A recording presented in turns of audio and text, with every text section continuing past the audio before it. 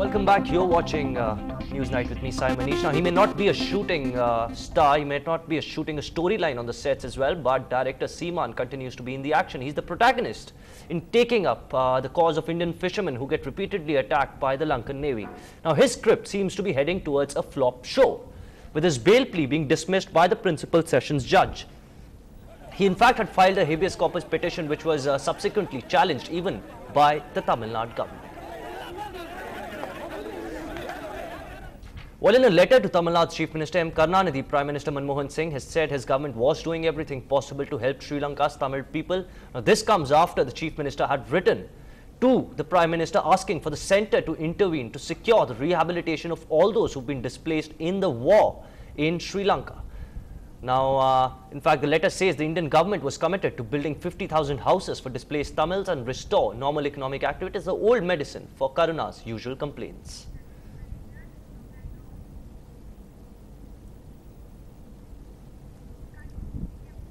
Well, the Chief Minister might be getting a patient hearing from Delhi, but here his schemes don't seem to be in too good a shape. The Chief Minister and his batch of ministers are arming up for the elections next year.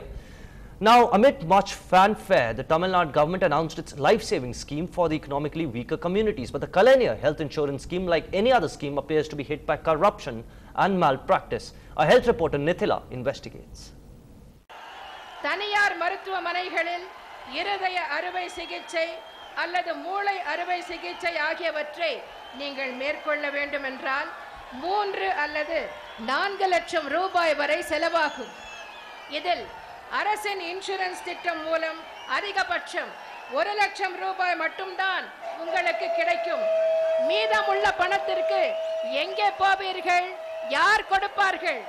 It's not just Amma hurling brickbats at the Kalaniya insurance scheme. The Aam Aadmi too seems to be asking the same questions. Pandian needed a complex orthopedic surgery after a road accident. He is entitled to the Kalaniya health insurance and his family admitted him to a private hospital in Chennai hoping for quality health care. But it turned out to be a nightmare.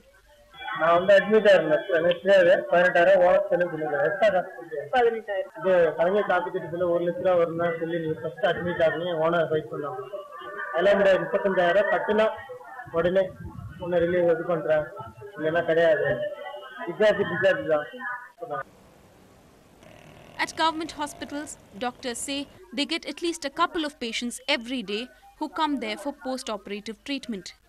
The private hospitals initially agree to operate on the patient under the government scheme. Then the family is asked to pay up extra cash, and if they cannot, the patient is ordered to leave immediately. Scheme வந்து பயன்படுத்தாம நீங்க காசு பணம் கட்டினா தான் உங்களுக்கு வந்து operate பண்ண முடியும். நீங்க வந்து இன்சூரன்ஸ்லாம் டிலே ஆகும். நீங்க உடனே இமிடியேட்டா நீங்க காசு கட்டணும்னு சொல்லிட்டு எமோஷனலா பிளாக்மெயில் பண்றாங்க. Private hospitals refuse post-operative treatment to these patients because they say the 1 lakh rupee Kalaniya insurance scheme does not cover this cost. But post-operative treatment is believed to be mandatory. This entire scheme is supposed to be a cashless treatment. If we receive some complaints regarding the hospitals are charging, on those we have acted very strongly on those complaints and we have delisted those hospitals. Due to this threat, some private hospitals don't even demand extra cash but simply discharge the patient immediately after the surgery without allowing even the minimum time for recovery.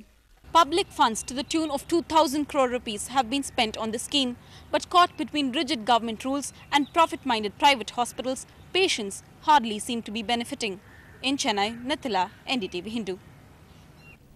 Well, in a follow-up to the sleepover drama over the last 3 days at the Karnataka Assembly, the Chief Minister of the state met the Governor today to discuss the issue of contention, which is the opposition's demand for a CBI inquiry into the illegal mining by the Reddy brothers in Karnataka. Yedurappa told the Governor that a CBI inquiry will only slow down the ongoing probe.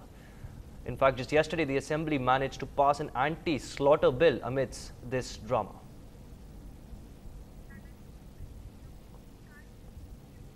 Well, it's a no-show by Lalit Modi at the disciplinary hearing today in a potentially dangerous move for him. Lalit Modi, in fact, failed to make it for the hearing of the BCCI disciplinary committee. A team of his lawyers, 4 lawyers representing him, arrived at the BCCI headquarters for the hearing instead. The meeting was on between Modi's counsel And the three-member BCCI panel, which was headed by Chirayu Amin, also included Jyotiraditya Scindia and Arun Jaitley, two men with whom Modi has soured relations. Now, the BCCI has allowed Modi the permission to send his lawyers for the next meeting on July 27th. Well, after India, Saina Nehwal climbed to the world number 2 spot in badminton, focus is now on another Indian. This time, paddler Sharath Kamal is all set for a strong showing in the international table tennis circuit. Sudarshan reports. Indian table tennis ace Sharath Kamal is all set to make his mark at the international circuit. After winning 2 back-to-back titles in the Egyptian Open and the US Open, the Chennai boy is expected to find himself in the top 50 for the first time. He is also expected to reach the top 25 before the 2012 London Olympics.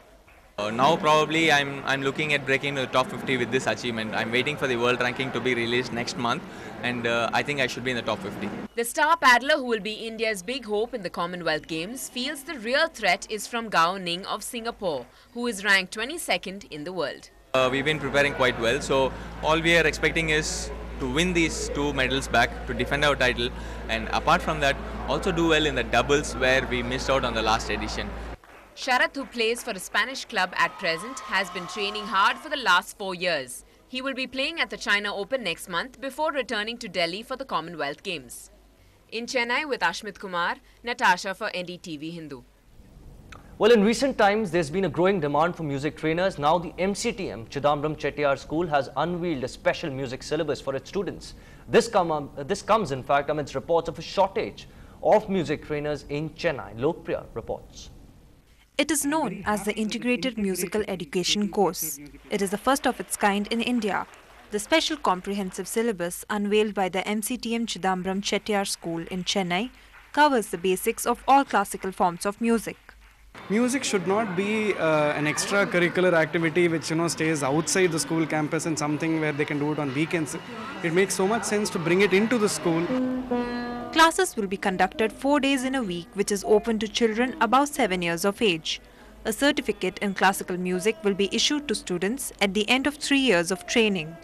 Music experts say the course will help shape the personality of students. They also say that in the brain develop the nervous system, I believe it grows in a certain way when the music is part of their knowledge, and the brain cells or particular way develop they will make more brilliant and intelligent students even in their academics, and they'll be more happy people. MCTM Chidambaram Chettiar School has set a music lab to train the students. There's a lot of enthusiasm among students about the course. I'm already learning music.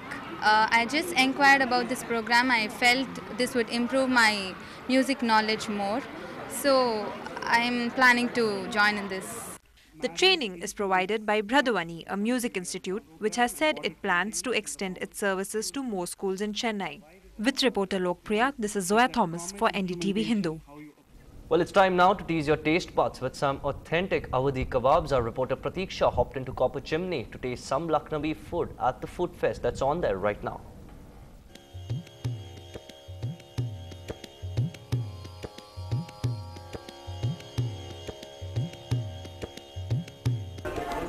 Mughal royalty.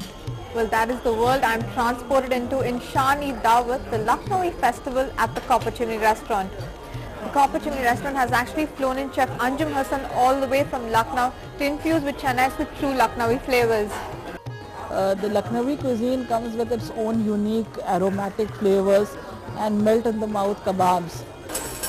Well, I definitely got lucky as I got to have lunch with Chef Anjum herself, and I got to taste her favorite set of kebabs. Well, this festival is on till the 28th of July, and you guys should definitely come and take a look if you are a vegetarian. Especially, do not give this place a miss. Well, I'm going to now soak myself in all the Lucknowi flavors. Well, certainly mouth-watering, the Lucknowi cuisine, evergreen. That's all, but before we go, we leave you with these visuals. A group of 2010 students who made a formation of the new rupee symbol. Thanks for watching.